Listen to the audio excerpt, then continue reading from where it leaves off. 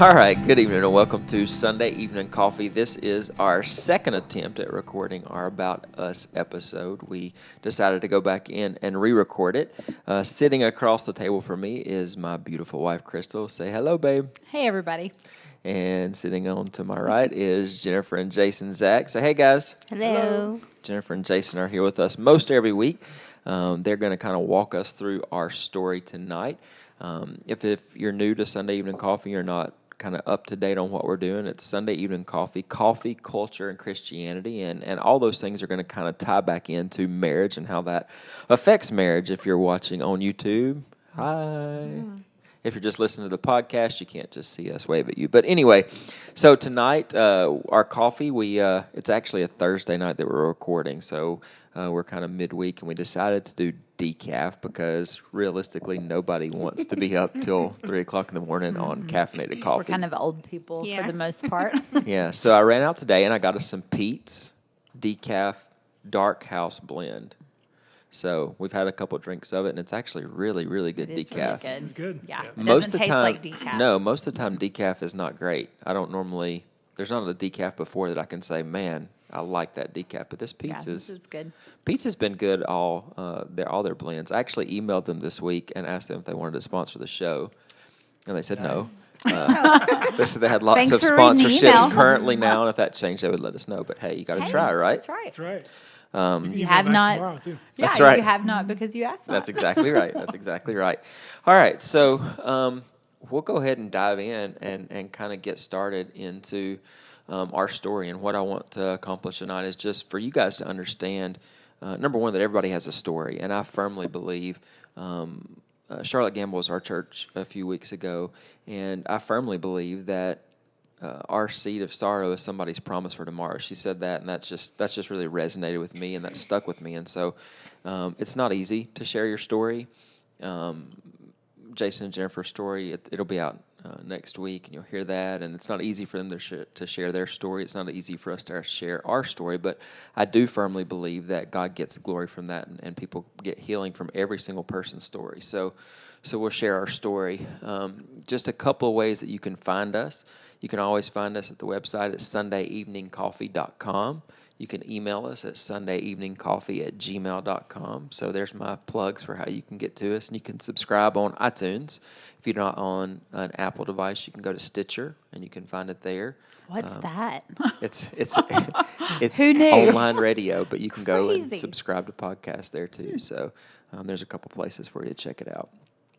So I'll dive in and I'll kind of tell a little bit of my background, where I'm from, and kind of my who, and then I'll let Krystal do the same thing. I grew up just outside of Hickory, North Carolina, in a very, very small town, 2,500 people.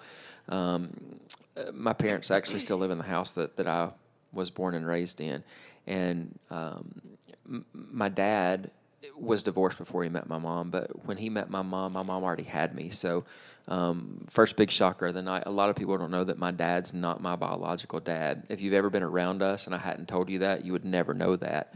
And some people even say that I favor my dad and resemble my dad. So just one of those God things. And I'll talk more about how that kind of relates back to our story in just a little bit. But my dad chose me. You know, he made the choice to marry my mom knowing that I was there. And back in the 70s when that happened, you know, it wasn't as commonplace as now. Divorce wasn't as commonplace, and it definitely wasn't as common to take up raising somebody else's kids. So my parents definitely are one of my biggest champions. I could tell them I'm building a spaceship to go to the moon tomorrow, and they would tell me what a good idea it was. So I mean, I'm lucky to have them as parents, and I'm thankful for them. But divorce wasn't a commonplace in my family. My grandparents, when my grandmother died, my grandparents had been married 67 years, and so you know, it just wasn't a normal thing to have divorce in any side of my family, and so I'm kind of steeped in that culture. I grew up in church. My parents had me in church, but even though we were in church, I wouldn't say that I got at a very early age what it meant to be in church. I mean, I went to church, but I didn't get it. I got saved at 14, and I was still in church then, but I didn't really get it until I was probably 19, 20 years old. So, again, I grew up in church, but not really, I don't know, just not really grounded in church, I guess, until I got a little bit older. So that's kind of my background, and I'll let Krystal tell you a little bit about her background, where she comes from. I come from the great state of Kentucky. Boo. I'm a bluegrass girl. I bleed blue.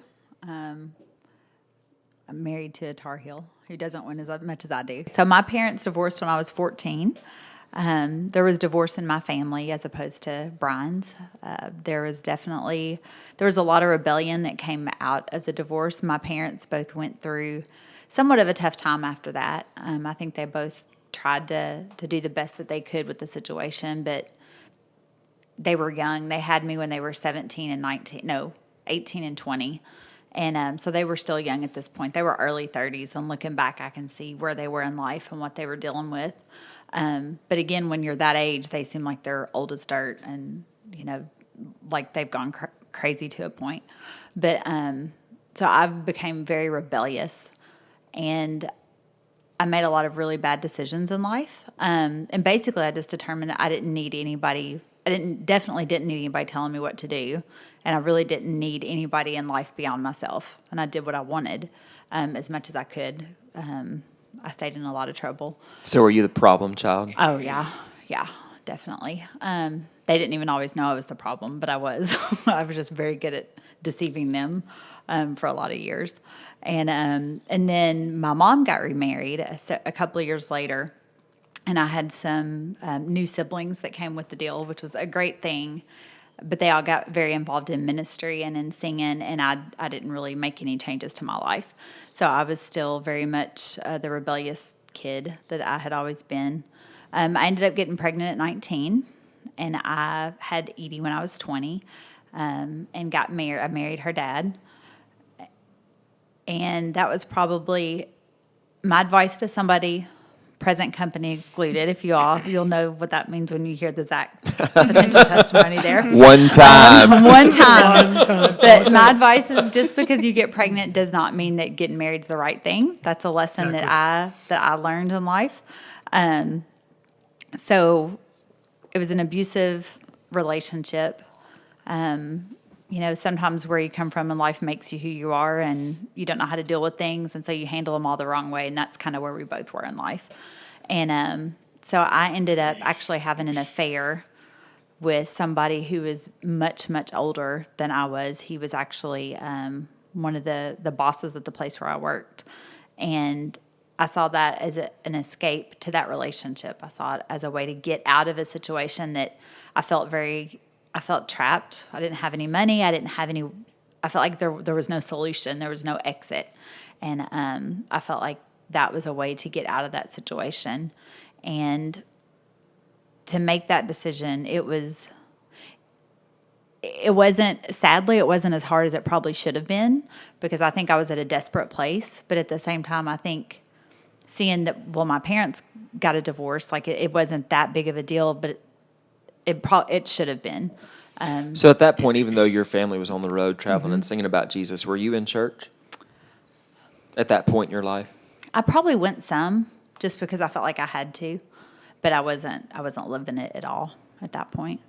Again, I was very good at just being deceitful about where I was in life. At the end of the day, I just didn't tell anybody what was going on.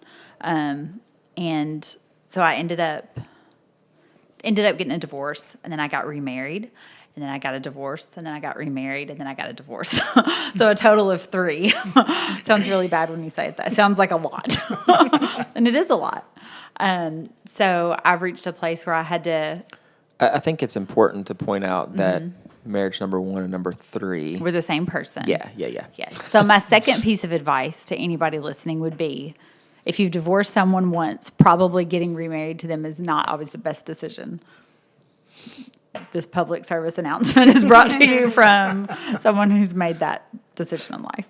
But it's one of those things when you find yourself again lost, and I don't know, you don't have a solution to where you are in life. Sometimes, that old saying, a pig will go back to its slop. You go back to something, even if it's dysfunctional and even if it's the wrong thing, and at the heart of it, it's the wrong thing. It's still something comfortable. It's something that is not as scary, maybe, as being by yourself or facing reality where you're at in life. So at the time, you knew that it was wrong? Oh, yeah. No, I knew. Yeah. I knew actually standing in the wedding chapel in Las Vegas. I was devastated that I was standing there. That you were in Las Vegas. I know, right? I know. If Elvis marries you, it may not He work. actually looked like Father Guido Sarducci off SNL. But that moment, I knew it was completely the wrong thing. Yeah. Knew it. How long did it take for the third time to go south? Oh, I didn't stay. I mean, it was like a matter of a couple of weeks, and it was done. I was gone. Yeah. So anyway, all that to say, when we met, I had been married 3 times, and I had 2 children. I had Edie and Cameron at this point. And so I had to, number one, he looked about 12 when we met. I thought he was like 18. I still look 18. But knowing that my choices in life had brought me to a place where you have to introduce yourself as, hi, my name's, Krystal, and I've been divorced 3 times and I have 2 children. That's not how you introduced yourself. No, and I would lie usually and just say I've been divorced twice because I didn't figure the third one counted. So I agree with that. So just a bad choice. So I want to real quickly talk about us meeting, and I don't want to give the whole drawn out story, but I think it really is such a good part of. Krystal tells me bullet points all the time because I talk and I overshare. But anyway, I think it is an important thing to take into consideration the fact that Krystal's family travels and sings, and we went to hear her family sing. I went with my parents and my aunt, who we call Nanny, or Crazy Aunt Phyllis. A heart of gold, sweet, sweet woman, and just hilarious. And so we were, I physically bumped into Krystal. Bumped into her, knocked her pink high heels out of her hands. And at this point, I was very depressed and heavier than I normally was in life. So she weighed more than me. Yeah, and I'm sure my feet were hurting, so I was actually carrying my pink high heels, which matched my pink skirt, and I'm sure some other pink and black great dress item that I had on. Black dress with he pink knocked piping. Him out of my shoes. Yeah. So anyway, I knocked him out of her hands, and we exchanged pleasantries, and she walked off, and Nanny looked at me and said, "You're going to marry her one day." And I laughed, but when I laughed, it just struck me, why would she say that? I don't understand. And I grew up Baptist, not Pentecostal, so prophecy was not in my vocabulary. So anyway, she walked off, and before the night was over, I stopped and talked to her again, and found out, that she was from Nashville and she wasn't from there, and I really kind of thought that would be the end of it. But over the next 6 months, we communicated by phone, by email. I saw her 2 more times, and they were disastrous times. That's a whole. Remember the baggage that I just mentioned. There's a whole nother story there that I do not have time to go into. Not really strong in the mail department. Yeah, she was bad with signals. And anyway, so October of 2004. We met in April 2004. This is October 2004. I went to another concert with a pastor friend of mine that they were at because she told me she was going to be there, and almost a missed meeting again because she did not take her cell phone with her, and I couldn't get in touch with her. In the car accidentally. So anyway, we meet up, and immediately when I saw her that night, without a shadow of doubt, I knew that I was going to marry her. It was just a different kind of feeling when I saw her. And from October 2004 until I moved here in September 2005, we saw each other every other weekend. Either she came to Charlotte, where I was living, or I came here to Nashville. And so we had a long-distance relationship.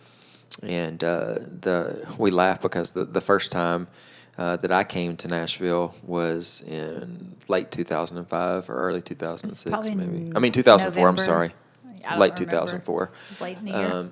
It was after Thanksgiving because she came to Charlotte for Thanksgiving. But anyway, so first part of December, I came out to Nashville, and her family dynamic is fun and crazy and nonstop. And so I helped her take care of a family member that was sick from some surgery, and she had a guy that she had a restraining order against at the time. So just all this craziness, and so I walked in and was like, okay. And he had to go get Okay. Edie at the bowling alley, and they thought that he was like her boyfriend picking her Yes. up. And I'm like, number one, she's like 13 or 14. Why would her boyfriend be picking her up at the bowling alley? Yeah. She was younger than that. Yeah, I guess she she was was- like 11. She had just turned 11. I was like, what kind of parent am I? Yeah. That's what you think. Number one. So So anyway, I moved to Nashville. Long story short, we. you don't know how to make a long short story short. This is a good time to What interject. happened to the bullet points? Yeah, right. This is a good time to interject something really quickly. So, if you guys are listening on iTunes, jump over and listen to the Layman's Cup. Go search them out, Layman's Cup podcast, or you can search them out on the But internet. finish this one first. Finish Right? this one Finish first. this Yeah, one, yeah. yeah, because there's more to come. But anyway, Wes Dellinger, has been one of my best friends for 25 years. He and Kemp England, who I went to high school with, and Patrick and Sean, 4 guys sit around and kind of do what we do. They drink coffee and they talk theology, but they get into some deep stuff. So Yeah, a little bit deeper than we do. yeah. They, We'll get there. Yeah. Yeah. So go check them out and listen to them, and let them know that we told you to go over and listen to them. I say that because at the time Wes was my roommate. So Wes and I lived together in Charlotte, and I was doing really well in the sales job that I was in. Krystal was very established here. She worked for her family. The girls were in school here. She wasn't going to move, and I didn't think that I was going to move. We were engaged at this point, and so we fasted and prayed, and I lost my job. And we sold the house in Charlotte, and I moved here within 30, 45 days and moved in with her mom and lived with her mom for about 6 months. We got married in March. We were roomies. Thanks, Kathy, for the room and board for 6 months. So, yeah, we were we did something that I will say was probably very wise looking back now, and I don't know that it necessarily was overly intentional, but it kind of was. When I moved here, Krystal wanted to get married immediately. You know, she was like, "Let's get married," and I said, "Absolutely not." I mean, we've been long distance for over a year, and I wasn't at a place where I wanted to dive in and have 2 kids living with me and trying to understand that world. And even though I had somewhat of a relationship with the girls, I didn't know how to parent. I had no clue. And on some levels, Krystal didn't either. I mean, we were How still old were you? I was 26, 27. 27. No, you were older than that. We met when I was 30. Yeah, I'm 3 years younger than you. So you would have been 27. That would be It was 27. like a year later. So you were probably 28. I'm Get from the other Kentucky. hand out. So, yeah, 27, 28, Kentucky math. I'm 41. I don't know. So, anyway, 27, 28 years old. I had no kids, had never been married. And so I told her, I said, I want to see if we can do this in a normal fashion. And if we can, then we'll get married. So we took 3-4 months before we set a wedding date. And we said, I'm going to get up. I lived with her mom, but I would get up in the mornings at 5:30 in the morning. I would come to the house. I would help her get the girls ready for school, get them to school. Krystal would work. I would go to work. I'd come back. We'd cook dinner. We'd get them ready for bed, get their homework done, and I would go back to her mom's house. And we did that for 3 months, and it was great. I mean, it was just the normal everyday stress, just like it is now. But I mean, it wasn't this crazy. The hardest thing, honestly, for me was before that I was OCD. Like everything had a place and everything was in its place, and you cleaned certain days. And with kids, you can't do that. It's just not going to happen. He would stand on top of his cabinets and clean like the top of the cabinet, dust up there. And I'm like, who even ever has done that in the Who history with of the kids world? has time to do that? I would But I'm clean like, my like washer a- and dryer on a weekly Like basis. a certain day of the week, and I'm like, Wow. you have problems. Yeah. So now I got to ask you, because what made you decide on not just go ahead and just living together even before you were married? Because it's so prevalent. Most couples think I have to live together before we, just a trial period. Sure. And I think that speaks volumes of words to you and in your upbringing to say, no, I want to do this the right way. Right. I don't think for either one of us it was an option. I mean, I think maybe Krystal definitely wasn't raised to move in with somebody and to live with somebody. She may have done that, but that's not how she was raised. A time or two. Or 5. And I didn't, and I didn't, I definitely wasn't raised that way. It was not even an option in my mind. My parents just instilled in me that wasn't an option. You get married before you have sex, you get married before you move in with somebody, and I didn't say that's what happened. I just didn't move in with you. Yeah, I was going to ask that. Say, But all you have to do is ask him about the purity ring. I had an affair with a married woman when I was 21. I'll just throw that out there. So there's some baggage that not many people know about me. But yeah, no, I wasn't pure. I was born again pure. We're all pure every day. That's right. Amen. So it wasn't an option for us to move in together. And so we did that for 6 months and got married in March of 2006. And I had an instant family. A month before we got married, Surprise! There was a nurse showed up at the house. And a girl. Yeah. And a girl. And they're not teething. A nurse showed up at our house, and I walked in. There's a nurse there, and she's like, I need to take your blood, and I need to weigh you. And I'm like, do you have to do this in Tennessee to get married? And she's like, oh, no, this is for your insurance policy. And I was like, what? And she's They like, make house calls? yeah. So Krystal had gotten me $1 million life insurance policy before we got married. So there was a couple red flags from the front end. I told a couple people, if I don't show up to work in the next couple of days, call the police. So anyway, we got married and we started our happily ever after, but it wasn't happily ever after because happiness is There was an emotion. Immediately, I think that I had trained myself to be I have very tall walls that are put up due to hurts in life and situations that happen. And so it's like I was all lovey-dovey, ooey-gooey until the minute we got married. And then I probably did a 180. Just Took the kidding. mask off. Ha ha, tricked you. So there was some conflict. Initially, I think just my defenses went up because I thought, okay, well, he's going to leave or, this is not going to last. And so I have to keep him at arm's length. So we started out a little bit on the rocky side, I would say. Would you say that's a fair assessment? I don't know that it was necessarily rocky. I think Our communication was our biggest issue, I think. yeah, but I think realistically, I definitely had this mindset of the dream marriage and it's sex 5 times a day and it's all good. Yeah, And right. it was not. And it was not. But we were very comfortable when we got married. I had a great job. Krystal had a great job. We traveled with her family some. They sang it in New York twice a year, so we always went on that trip, and we got to go to the Grammys and the Doves. And We got to do the fun stuff. yeah, so we were at that point in life. We were living the dream. We had nice cars. I drove a BMW. She had a BMW too for a minute. Then she had an Infiniti, and so we had nice things, and we had money in the bank. And in 2007. Into 2007, Krystal got pregnant with Sophie, our third child, and in January, she worked for her family, and in January, her family announced that they were going into separate ministries, and her job would be going away in August. Which wasn't a big deal. We felt prepared, and that was something that was not a bad thing. We were okay with that. We were somewhat prepared. We had $40,000 in the bank, and we had. We were established. We cut back our cable. We got rid of her nice car and got a Chrysler Town and Country minivan that, was paid for. We Almost cried when we got it. Yeah. Went from 22-inch chrome wheels to 12-inch chrome wheels. I'm like, they're still chrome, though. Them 10s. No. 10, them 9s. So we kind of prepared for that. And Sophie was born, and Krystal's job went away, and she was going to stay home. And I still had a good job, and we were doing life.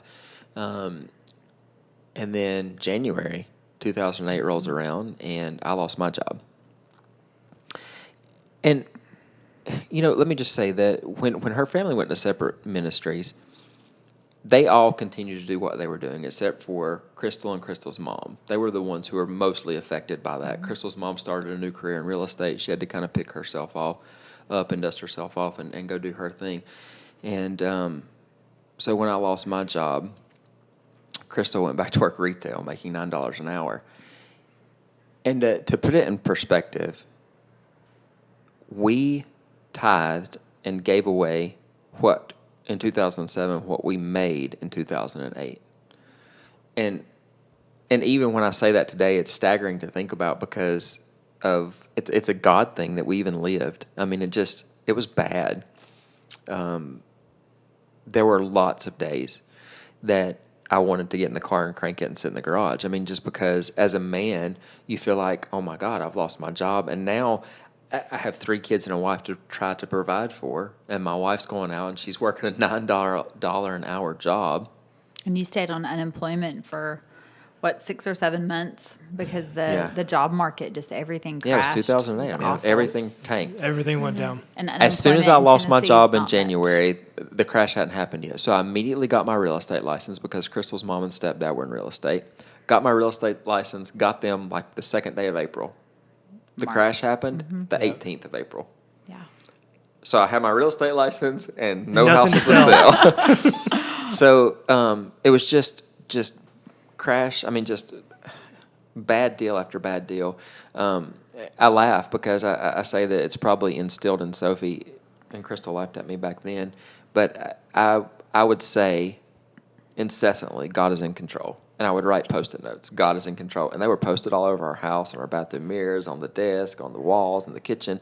I mean, just everywhere. And it was just one of those things I had to do that. I had to continually remind myself of that because if not, I mean, I had no hope. God was the only hope that I had. I didn't have hope in our relationship at that point because I didn't feel worthy of even being married or being a father because I wasn't providing. Unemployment in Tennessee at the time was $275 a week, no matter what you made before. That was max. Yeah. Mm-hmm. And you can't live on that. Tough. And It was bad. It was a tough period. It was a bad year. The one thing that I will say, and again, I try to have markers where I know that God's hand was in everything. And looking back today, it's a lot easier to see those markers than it was definitely. then. But, I spent the first 7-8 months of Sophie's life with her. I didn't get to raise Edie and Cameron. Edie calls me dad, and I've been effectively her dad for 10 years. And Cameron has a great dad. Ben is an amazing dad, and he and Mindy are friends. I mean, even though Krystal and Ben are divorced, they're still friends of ours, and we think the world of them. But Edie didn't have much of a relationship with her dad, so she calls me dad. And I didn't get to raise them, and that was hard for me. So getting to spend that time with Sophie is time that I could never, nothing can replace that. But the most amazing thing about that is we couldn't afford formula. There was no way we could afford to take care of Sophie. So on the front end, when she was born, we got almost enough diapers to last her the whole time she was in diapers. And we had a friend whose dad worked for Infamil, and he got us all the dented cans. So we never like if paid. the labels were peeling Nice. or the plastic lid was gone. She took every kind of formula Infamil made, literally, and never got sick. None of them hurt her stomach. Like honest to goodness, we would just pop whatever the next can was, and she That's would just take God's it. provision. Absolutely. I mean, we never paid for one can of formula, not one time. So there were little things like that were encouragements that happened. And I think we've talked about it before. I think the rock bottom for us probably, or one of them, because we've had several. One of them was we came home from church. We've been at Cornerstone the whole time we've been in Nashville, so we've been at Cornerstone 10 years. But we came home from church one Wednesday night, and it was probably close to being at one of the lowest points. We were out of money. Krystal's family had helped. My family had helped. People had helped financially with us as much as they could. One of those where the wolves are at the door, so to speak. The wolves were at the door. And Colin. I had, we had nothing. And honest to God, I don't know that week where we were going to even get money to get groceries. That's how bad it was. I mean, it was one of those things that we were down to, we don't have money for gas and groceries, and you've got to go to work, so we've got to figure this out. Yeah. I'm going to stay at home, and I'm not going to go anywhere, but you've got to go to work, and we don't have money for groceries, too. And there was a box of food sitting on our door. And we lived in a nicer, affluent neighborhood, and we pulled up, and there was food on our doorstep. And we were both horrified and excited at the same time. Yeah. So again, God's provision. God provided in the time when you needed it most. The exact moment. So fast forward a little bit, we struggled through. I mean, from 2008 up until 2012, we stayed in the same house. We somehow stayed pretty much on time with our bills. I mean, overall, we ended up getting maybe 45 days behind on our house payment, and we had tried to refinance our house. We tried to do the whole structuring, HARP stuff, all these Remodification. programs that they offered that was a process was nightmare. 14, 15 months. I At don't know. least. And I sent them, and I'm not even joking, I would send them faxes. They would request information. I would send them faxes that were 50 to 100 pages every week almost of documentation. They needed documentation. And I spent tons of time doing that. To finally, in 2012, they denied our final request. And through this whole process, they told us we had to be at least 90 days behind on our payment to qualify. So we got 90 days behind. Once we got 90 days behind, they wouldn't take a payment unless it was paid in full. So 90 days turned into 7 months of us being behind. So they called in July of 2012, and they said, you did not get approved for the program. And I said, okay, what are my options? And they said, well, you can short sell your house. You can pay the $23,000 that you owe to catch your note up, or we'll eventually foreclose on you. So we looked at each other, and at this time, we kind of skipped over the part. Our marriage had gotten to a place where we were in trouble. Krystal was working 80 hours a week retail, and I was working 2 jobs. I was working 7 days a week, and we sat down one day, and I said, I can't do this. I just can't. I can't continue to try to be a single parent. And it wasn't that Krystal didn't want a parent. She just couldn't. She was making more money than I was, and she was working 80 hours a week, every week. And I was bitter about it. Yeah. She was working schedules that were opposite of mine, so we didn't see each other, and she didn't see the kids. And so we started fasting and praying about what we were going to do. It's the closest I think we've ever come to probably separating. And we got a call from Dana Lawson of the church, and he said, does Krystal want to come work at the church? And I said, yes, she does. She will be there tomorrow. And so she went and interviewed, and they brought her on staff. And her first week there, her first start date was the end of our fast. And so we moved. We lost our house. They foreclosed on our house. We moved, and we filed bankruptcy. And we lost everything. Yeah. And But it was the beginning. it was. It was the beginning. It was. Honestly, it was one of the best things that's ever happened to us, because we got to a place where we realized that stuff didn't matter, that our family mattered. We didn't have cable. We didn't have a lot of the niceties. We got on a Dave Ramsey cash budget and started living within our means and started being better stewards. And even though in the past we had given much more money to church and much more money to other things that we believed in, And we thought we were being wise, Yeah, but we really we were weren't never being good good stewards. You know, That's what I was going to say. We felt like we had prepared, but in reality, if we prepared today for me losing a job and things, those major life events, it would look very different than what we thought was prepared then, because it still wasn't really Right. prepared. We've gained a lot of wisdom since then. Probably not as much as we need, but at least more than we had then. And we thought we were in a good place, but we weren't. And it was a struggle too, because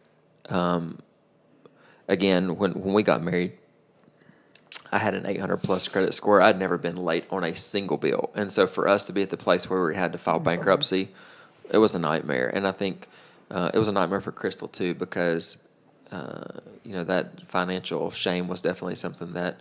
Yeah. For me, it was easier. And it's still, I think the first time we actually talked to anybody about the bankruptcy, I was mortified. Like, I wanted to crawl under a rock, and my armpits were probably sweaty, and I can't handle it. Where I can say I've been divorced, and that's not as traumatic for me to admit to or deal with as we had to file bankruptcy, or we did file bankruptcy. That was a lot harder. That was a lot harder thing for me to face and try to figure out how do we, I just didn't want to talk about it. I wanted to pretend like it never happened. And unfortunately, that's not really the best way to handle things in life. So. And I wish I could say that was the end of our struggles, bankruptcy, but it really hasn't been, and we've hit a lot of other bumps in life, and bankruptcy was hard. That was hard.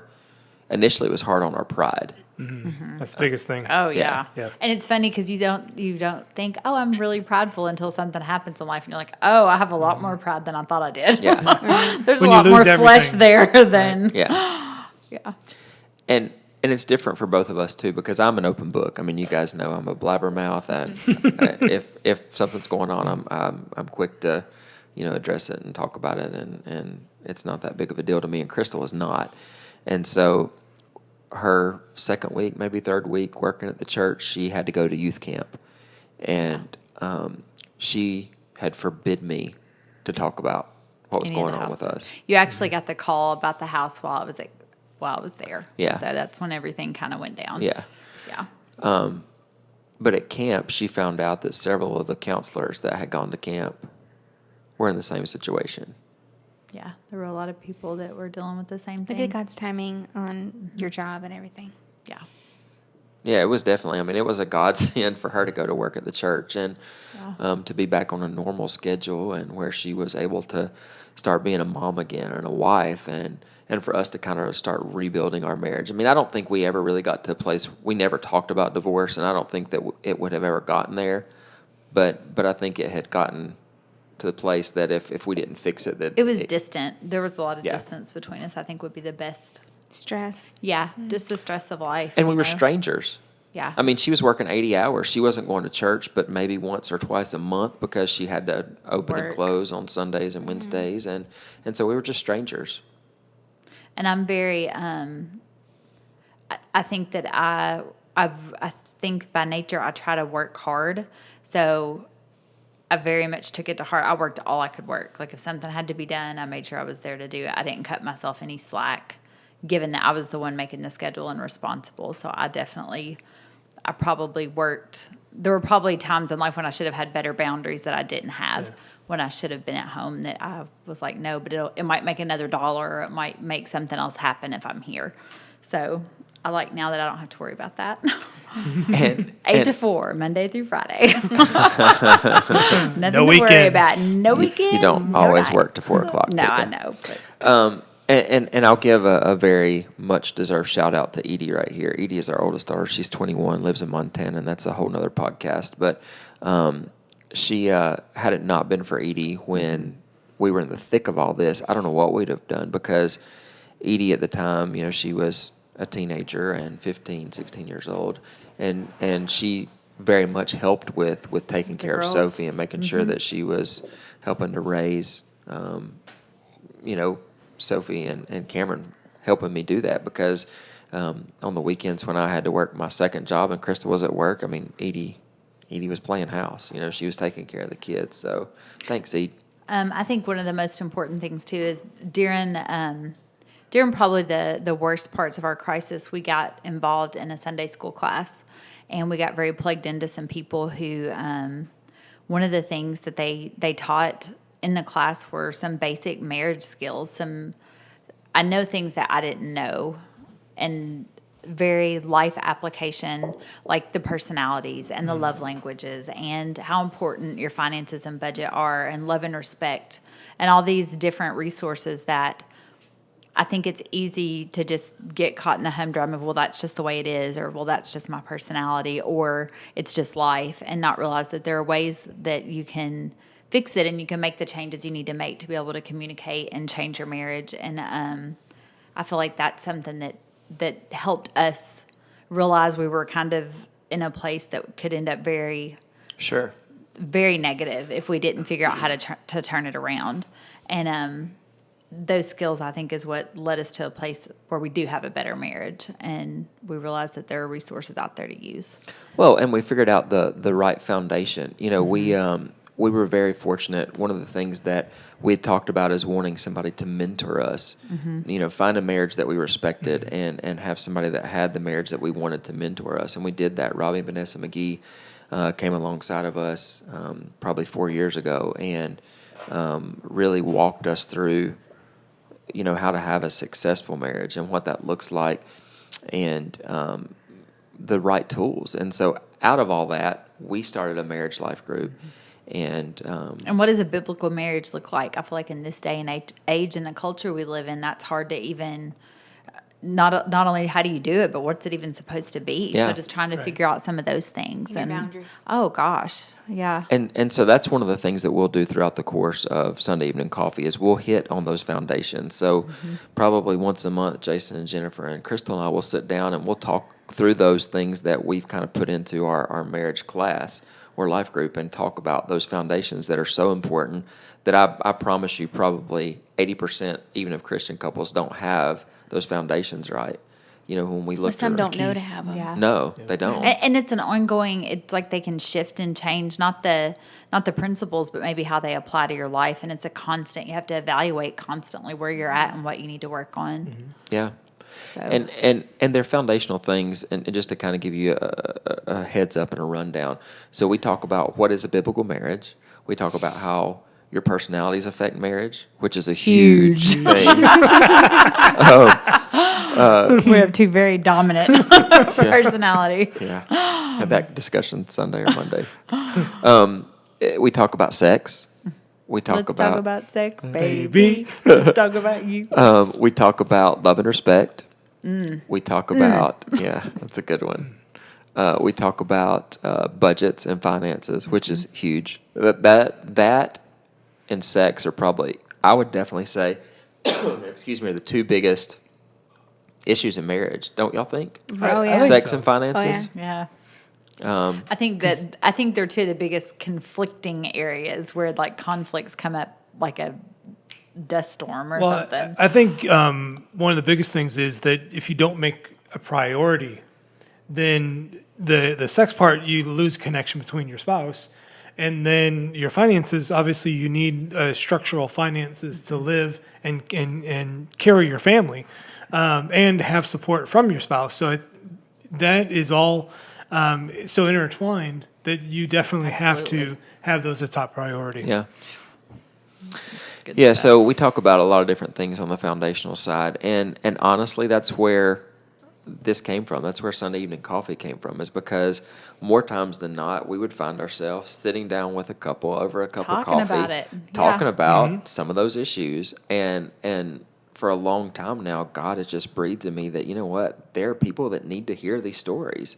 Well, and for me, it's that, you know what, maybe I've really screwed up in the past, but this doesn't have to be screwed up. This Yeah. can be great. You know, this can be new every day, and it can be exactly what it's supposed to be. And for somebody else to realize just because you failed before doesn't mean you had to fail again. That's right. But I think, too, you have to be realistic and look at yourself and look at, okay, you know, and what choices am I making that are impacting my life that I need to figure out how to do differently. So, you know, let God show you that, and then be stubborn enough to make the changes you need to make, you know? And at the end of the day, it's not my job to change my spouse. Mm-hmm. It's my job to change me. I'll remind you of that. But that's the reality. You know what? We is. can't change anybody else. The only people that we can change and that we're responsible to change is it's us. But that in turn changes somebody else. It does. Absolutely. That's exactly and it changes right. their response to you, which sometimes the response is really what it is too. And a lot of times it changes your outlook on your spouse when Absolutely. you change yourself. The War Room. I mean, that's a prime example. That movie. You know, that's out right now, and that's exactly what happens in that movie. So, but yeah, so that's where Sunday Evening Coffee came from. That's kind of who we are. And let me be very, very clear. Krystal and I do not have the perfect marriage. We don't. But we have a great marriage. I love our marriage. I love our life. Did you give it a B plus? I would give it an A plus. A plus. Heck yeah. I'm a harder teacher than you. I think everybody at the table and anybody that's listening that knows you knows that. is pretty aware of the 90-10 personality. But what about that 10%? Yeah. So, yeah. Anything else that you guys want to ask us that, I mean, you know our stories. Is there anything else that you feel like we need to talk about or we need to bring out? Well, I like to say that, like you said, you don't have a perfect marriage. Nobody has a perfect marriage. And the people who you think have a perfect marriage are the ones who have been through something That's right. to make it seem perfect. Yeah. Much better spot than where they were when That's they great. started. Yeah, and if it's just like the tree that's never weathered a storm. When the first storm comes, it's going to blow over. a tree that started out and weathered many storms, it's got a deep root system. And you know what? By God, we got a deep root system. Yeah. But if you're looking at somebody else's marriage and say, "Oh, I wish my marriage was perfect like theirs," you're not going to find that. No. It's not. Marriage is a commitment and it's a covenant, and it's not a feeling. Listen, we'll talk about at some point here the chemical reaction that happens in your brain the first year of marriage.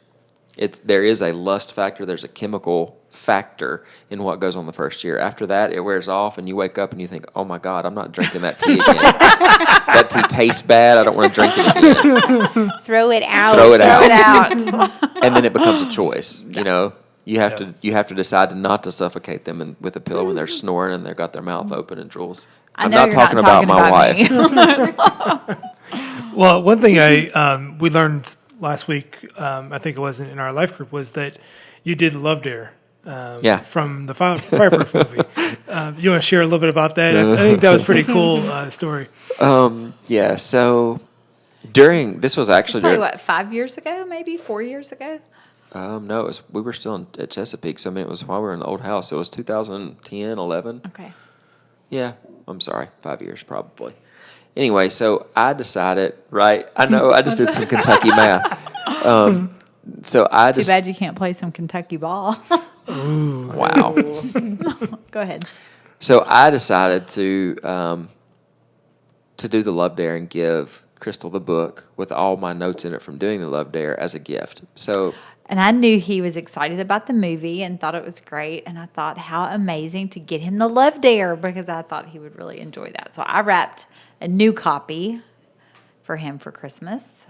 And I had done the Love Dare. And he had wrapped it. his copy and for gave me. it to her for Christmas. So we both, on Christmas morning, have given each other the book. His is blank, and it's new for him, and mine is completely filled out, and he has already done the entire thing for me, and I just didn't notice. Or if I did notice, I just took it for granted and didn't recognize or realize what it was. So it was a pretty bad. What started out as I thought, "Oh, this is so sweet," it ended up not feeling very good at all. I was like, "I'm the biggest loser ever." Worst wife award. Yeah, and I was out of town the next week. For some reason, I was gone, and she read through all the notes that I had written, and she called me in tears, and she was like, "I'm sorry." She's like, I realize now you did all these things, and I had no clue that you were doing them. So that definitely did change both of us. I mean, it changed the way I was interacting with her, and definitely changed her understanding of what I was trying to do for her.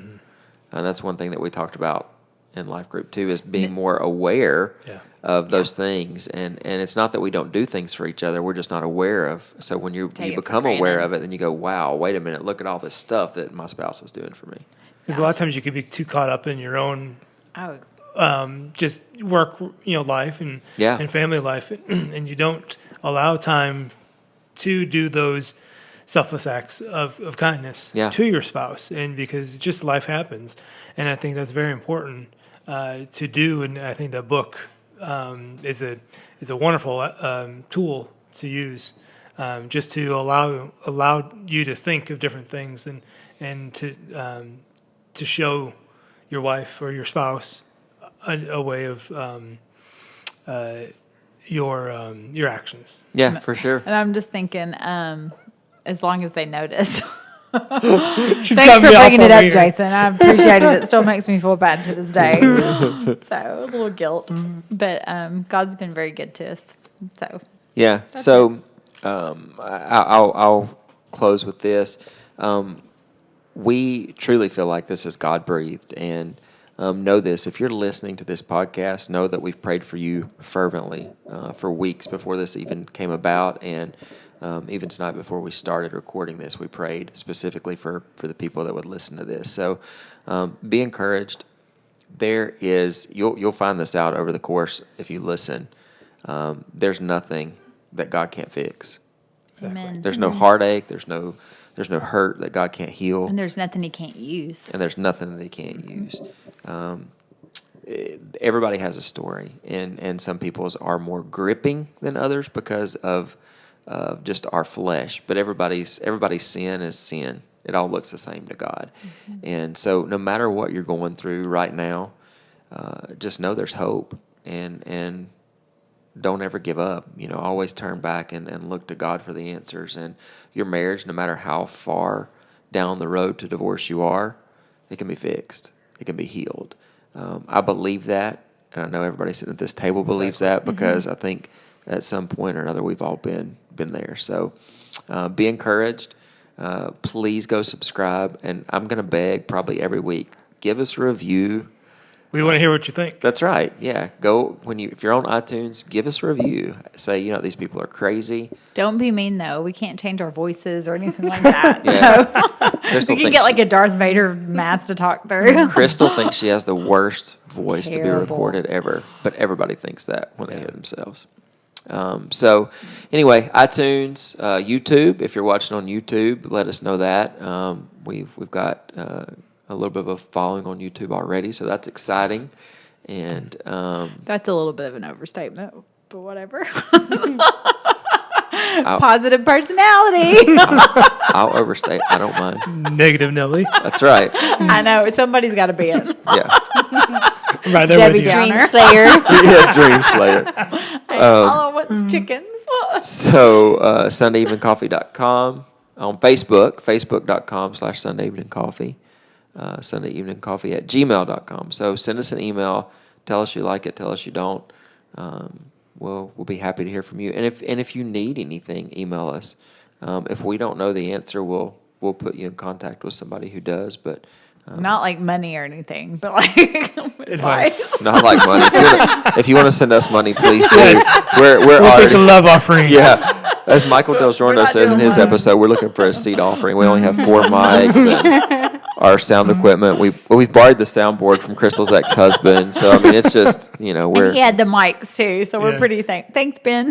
Well, they were my Thanks, mics. Ben. He just had them. Right. Yeah. But, yeah, his soundboard. That's a yeah, whole different podcast. whole different podcast. So, anyway, join us next week for Sunday Evening Coffee. If you haven't listened to all the episodes so far, Michael Del Giorno is episode 1. We're episode 0, and the Zacks are episode 2. So check us out, and you guys have a great night. Thanks for listening.